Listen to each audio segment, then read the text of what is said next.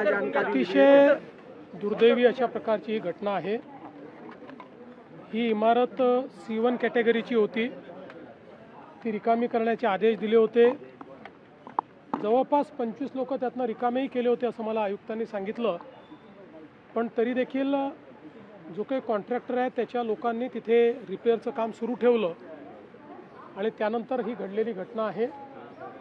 त्यामुळे ज्या लोकांचा मृत्यू झालेला आहे त्यांच्या परिवाराच्या प्रती आमच्या संवेदना आहेत।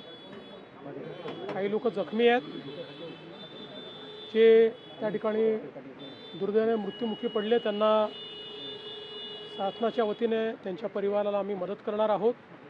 आणि त्याचवेळी अशा पद्धतीनं ज्या कंत्राटदाराने हे काम सुरू ठेवलं त्याच्यावरही फौजदारी कारवाई करावी अशा प्रकारचा आदेश आयुक्तांना देण्यात आलेला आहे। आणि अशा पद्धतीनं C1 कॅटेगरीच्या ज्या बिल्डिंग्स आहेत तिथे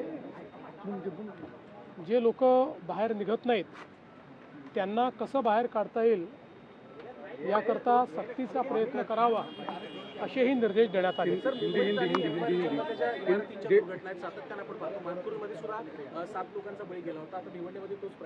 मुळामध्ये जसं मी सांगितलं की C1 कॅटेगरी म्हणजे धोकादायक इमारत म्हणून घोषित झाल्यानंतर तिथनं लोकांना बाहेर आपण काढतो। काही लोक दुर्दैवाने निघत नाही।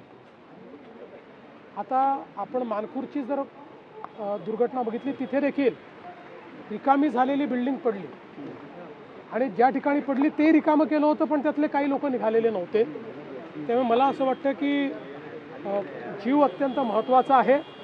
अशा पद्धतीमध्ये आपला जीव वाचवणं हे गरजेचं असल्यामुळे सक्ती जरी करावी लागली तरी ती केली पाहिजे। अर्थात त्या संदर्भात न्यायालयाचे काही निर्देश असल्यामुळे एका लेवलपेक्षा जास्त सक्ती करता येत नाही, पण तरी देखील हा प्रयत्न असतो की सक्ती करून लोकांना बाहर काढ़ा। जो भिवंडी में घटना घटी है, ये जो बिल्डिंग थी इसको डायलैपिलेटेड घोषित किया गया था। 25 लोगों को उसमें से बाहर भी निकाला गया था, फिर भी उसके कॉन्ट्रैक्टर ने रिपेयर का काम शुरू रखा। कुछ लोग वहाँ रुके और उसमें ये दुर्घटना हुई है। जिन लोगों का मृत्यु हुआ है उनके परिवार के प्रति हमारी संवेदना है। सरकार उनको मदद करेगी। जख्मियों को भी हॉस्पिटल में एडमिट किया गया है और जिस प्रकार से कॉरपोरेशन के नोटिस के बावजूद ये कॉन्ट्रैक्टर ने काम शुरू रखा, उनके ऊपर भी कार्रवाई की जाए।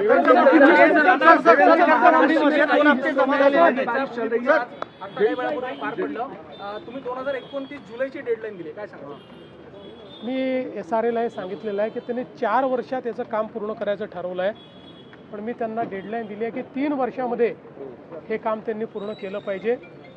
अनेक वर्षापासनं लोकशाहीर साहित्यरत्न अण्णाभाऊ साठे यांचं चिरागनगरचं जे घर आहे तिथे एक मोठं स्मारक व्हावं ही मागणी होती, ती आमच्या सरकारने पूर्ण केलेली आहे।